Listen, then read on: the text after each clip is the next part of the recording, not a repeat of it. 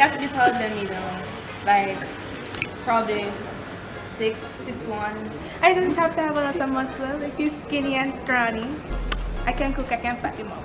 Helpful and caring, nurturing, but a bit rough. Money doesn't matter. It's about no.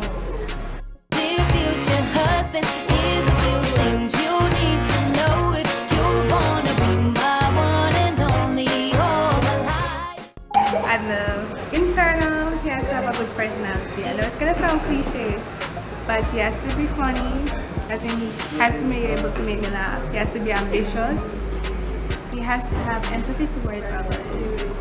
But I don't really care about physicality. It's true.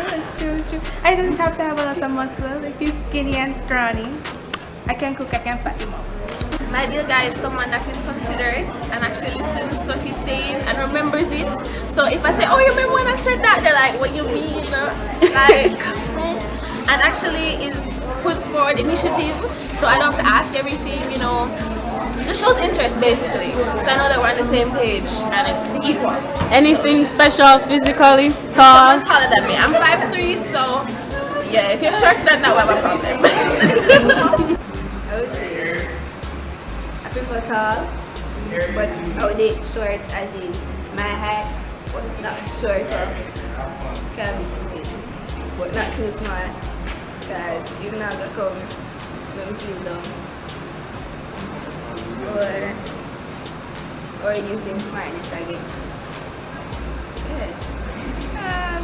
Money doesn't matter. It's about no. Be sweet, be caring, you'll be taller than me, you know, have a really great personality. Physical, not too big. Not really too big, just an average size. I'm not even 5'2", so he has to be taller than 5'5" at least. I need a well-mannered guy. Not too smart, can't carry on the fool.